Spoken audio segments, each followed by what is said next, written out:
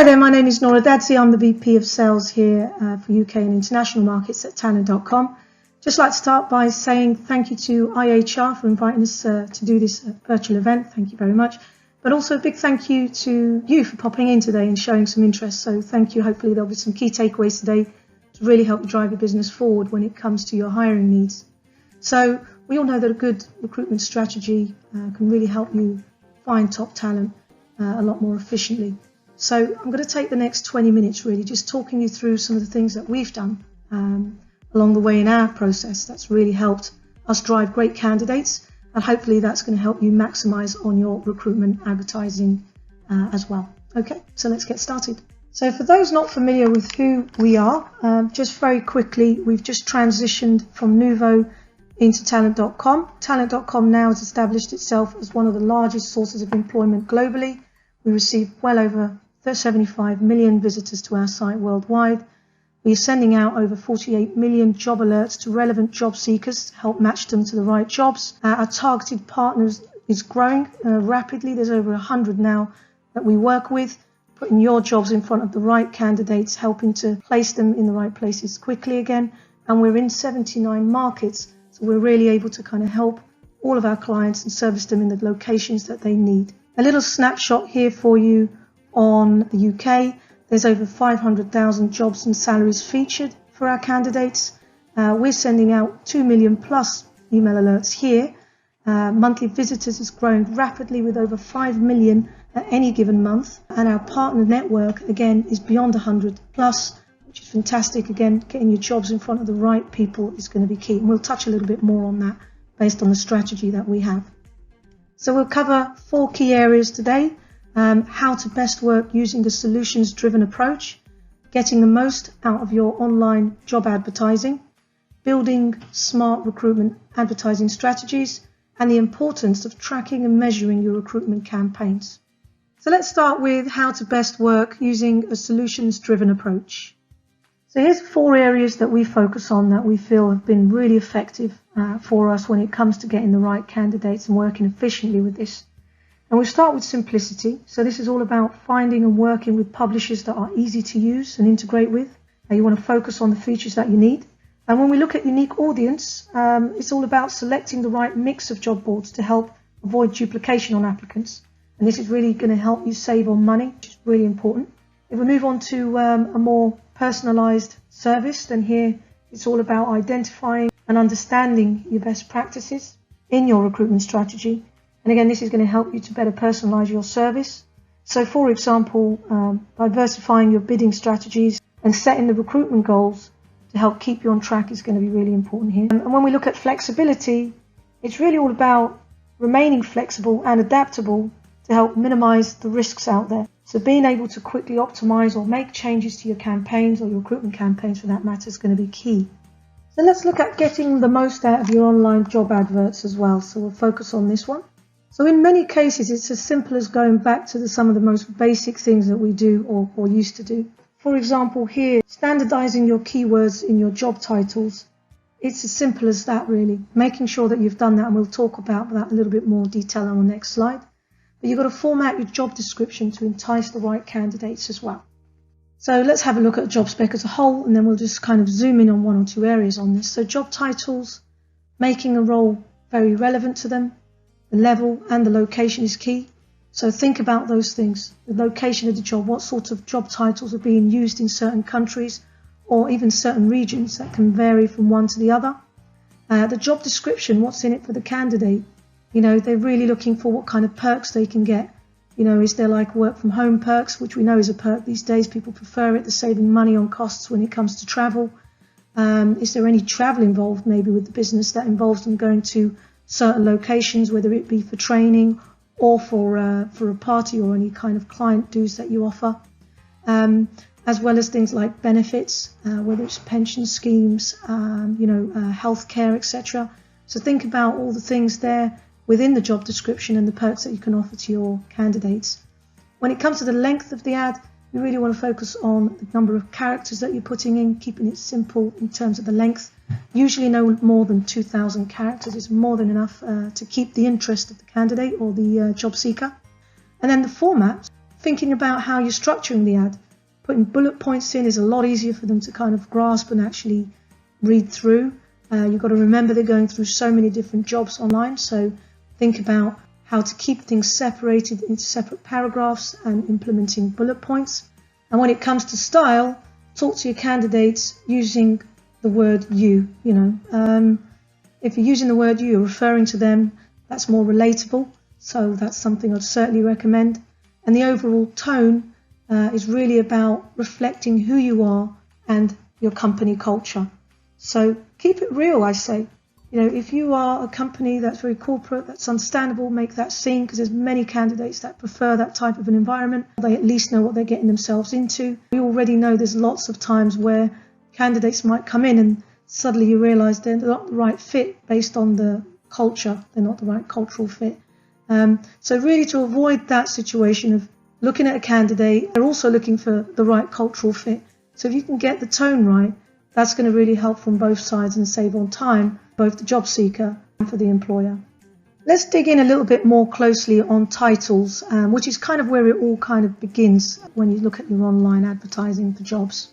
So on the left-hand side here, we're seeing titles in comparison to the ones on the right-hand side. And you can see how much these two differ. Warehouse team member, for example, immediate opening, earn £15 / per hour or more.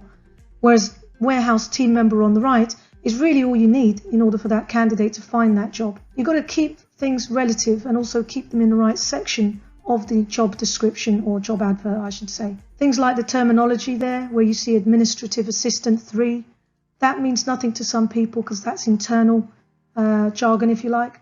So again, keeping it simple on the right-hand side, administrative assistant is really all you need for that candidate to find that job. Any additional information that you feel could be relevant should be added to the job description rather. And on this last one, there's a lot of text here. It's very text heavy for a title. Insurance / medical claims / £17.50 per hour / remote, and so on. Nobody's really typing in upcoming opportunities. So really and truly, keeping it very simple again. Licensed healthcare insurance agent, work from home if that's what it is. So let's dig in a little bit more on the data that we've pulled in comparison to these two titles, depending on how they're being used. So here for the first one, what you're seeing is warehouse team member, which is the right title. The simple one delivers 27 more times the relevant candidates to you. Your job becomes more visible in comparison to the previous titles we discussed, and you can see the examples for each one here. Administrative assistant, 30 times more visibility in candidates. Healthcare insurance agent, 6 times more. So it's very, very clear from the studies that we've done numerous times, you will receive more visibility on your jobs and therefore more candidates coming to your open roles and applying if you keep the titles sharp, short and precise. Moving on to reviewing building smart recruitment advertising strategies. So this slide really illustrates a little bit about what can happen if you're not working with a diverse mix of different sources. So looking at various tools that you can use is going to be really key. For example, there's lots of great generalist job boards out there, absolutely, but there's also, you've got to be considering niche boards. Now they may come across a little bit more money, but you're getting exactly what you need, so the conversion should be a lot stronger. At the same time, you need to be looking at various aggregators that offer a lot of flexibility in your recruitment campaigns, ensuring that you can quickly switch from one to the other if you need to in terms of adverts. So having a right mix of different sources that you can use is going to be the way forward, and it's really going to help you again in efficiently getting that candidate and getting them at the best possible price. So again, working with both generalist and niche boards as well as aggregators is going to give you the most diverse candidate base that you can look for, and that's going to really help prevent duplications for you. For us here at Talent.com, we know that we have 4 key areas again that really helps us to ensure that we're driving the right type of candidates to our clients' jobs. For example, the email alerts. If you've got a database of candidates, you want to utilize that. Make sure that you're kind of sharing the relevant jobs with them that match their needs. And as well as that, the smart integrations that we've got in place, we found that really effective. So partnering with various platforms out there that also can drive quality candidates to your jobs is key. That could be anything from LinkedIn to Google for Jobs, etc. Working, of course, maybe with some programmatic players for that matter to really help get that reach that you need out there. Organic traffic is important because you want to make sure that you're driving enough traffic at no additional cost. So again, that's a great way to actually make placements. So keep that in mind and start maybe tracking and monitoring that more closely.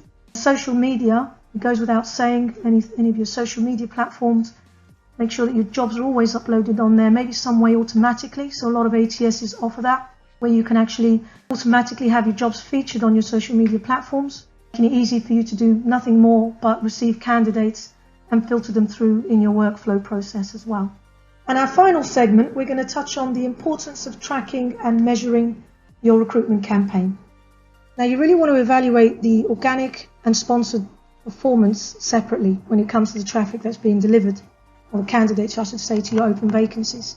You want to try and keep it separate because you want to understand what candidates are applying to your jobs organically, that are coming through organically, which is free, versus what you're getting when it comes to sponsored campaigns. This is important because it will really help you understand where your money's going. It'll help you to better get a more precise cost per application if that's how you're measuring, and cost per hire. There are great platforms out there as well that you can utilize or partner with, such as Jovio, Recruitix, just to name a couple, and Appcast. And these platforms can help you see the return that you're getting both organically and sponsored. But at the same time, if you've got a great ATS as well, you can actually set up your feeds separately so you can understand one from the other when it comes to the candidates that are being delivered as well. Second point is you want to track at campaign, industry level and job level as well. So break down the campaign as much as you can to ensure that you can see exactly what's being done for you and what areas are working best for you. Now, that's all about segmenting, taking a segmented approach. So we're going to touch a little bit on that on the next slide. So on this last slide, let's take a closer look, as I say, on the segmented approach. In this example, we're going to be working with regions, although you can slice and dice this in loads of different ways. On the right-hand side, you'll see the various regions, and we've pulled some data between June and August. And what we found is, as you can see here, let's use a couple of examples. In Scotland, job seeker interest grew 10 times more than it did in Wales, where it was 6 times more. So it becomes important to work on a segmented approach because this is going to help you actually set your budgets accordingly to various regions, knowing what the competition's like, and also set your CPCs if you are using aggregators so that you can actually maximize your return on that as well. And that's it from me today. So again, thank you very much for joining me. I hope you've found that useful and you've taken away some good tips on how to attract top talent more efficiently. If you've got any questions at all, you can contact me on nora@talent.com.